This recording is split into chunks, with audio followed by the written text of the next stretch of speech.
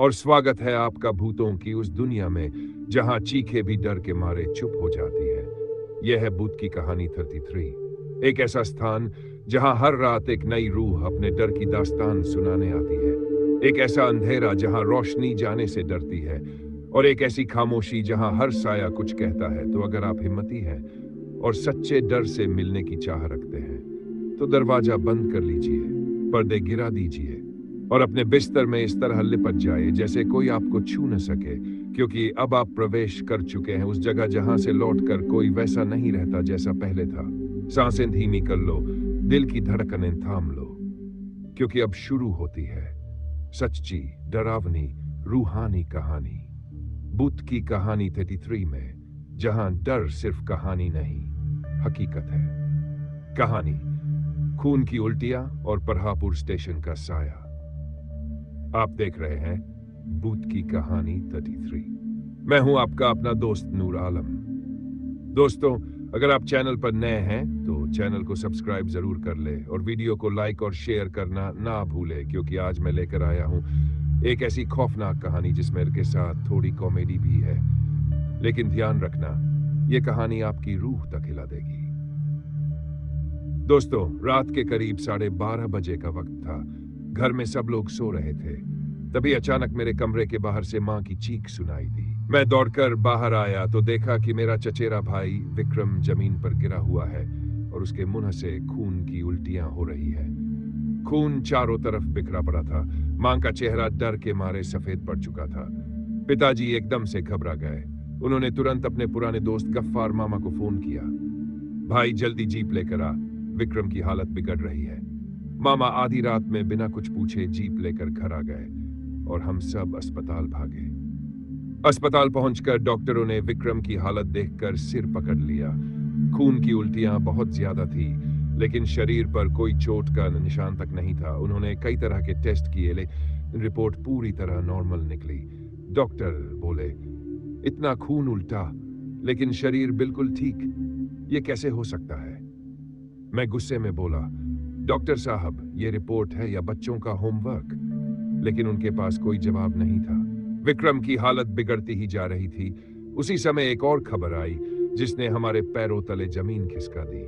विक्रम का सबसे अच्छा दोस्त अशोक सुबह ही रहस्यमय हालात में मर गया था और उसकी मौत भी खून की उल्टियों से हुई थी। मां का चेहरा डर से कांपने लगा। पिताजी सकते में आ गए।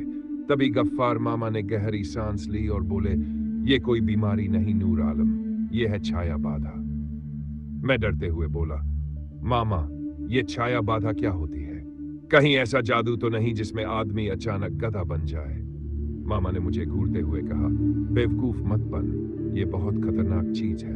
उन्होंने बताया कि कुछ दिन पहले विक्रम और अशोक जगमलपुर के हाट में गए थे।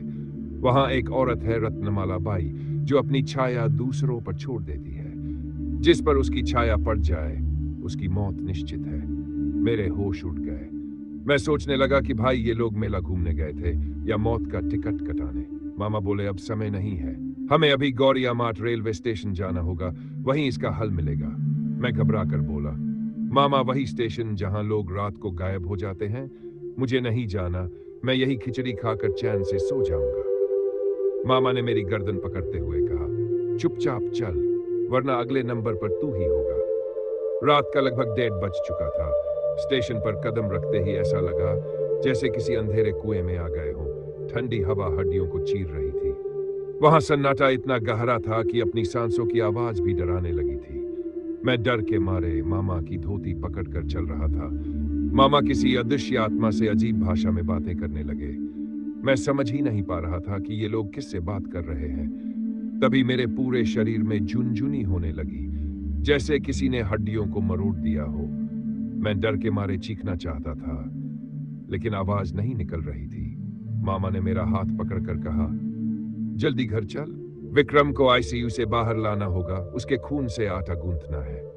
मैं हक्का बक्का बोला, मामा, ये क्या रेसिपी है? खून से पराठा बनाओगे क्या? मामा ने आंखें तरेर दी, ये जीवन मृत्यु का सवाल है, मजाक मत कर। हम घर लौटे। विक्रम की हालत और बिगड़ चुकी थी। रात को उसने फिर से खून की उल्टियां की। मां ने जल्दी जल्दी खून से आटा गूंथा और 9 लोइयां बनाकर मामा को दे दी। मैं सोच रहा था कि अब ये लोइयां कौन खाएगा। मामा या कोई भूत। मामा उन लोइयों को लेकर तुरंत कहीं चले गए। मैं पूरी रात घर के बाहर मंडराता रहा। हर आवाज मुझे डराने लगी थी। सुबह होने पर मामा लौटे। उनके चेहरे पर पसीना था, लेकिन आंखों में राहत झलक रही थी। उन्होंने कहा, अब सब ठीक हो गया है। सच में विक्रम धीरे धीरे होश में आने लगा।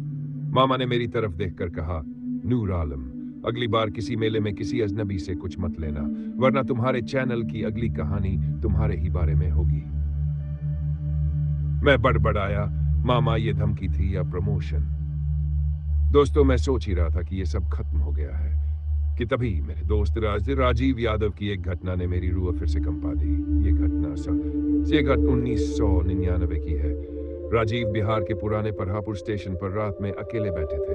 उनकी ट्रेन 2 घंटे लेट थी। स्टेशन सुनसान था। एक पुराना लैंप पोस्ट बार बार टिमटिमा रहा था। आसमान में बादल छाए थे और दूर कुत्तों के भौंकने की आवाजें सुनाई दे रही थीं। तभी उन्होंने देखा, सफेद साड़ी में लिपटी एक लड़की पटरियों पर धीरे धीरे तैरते हुए चल रही थी।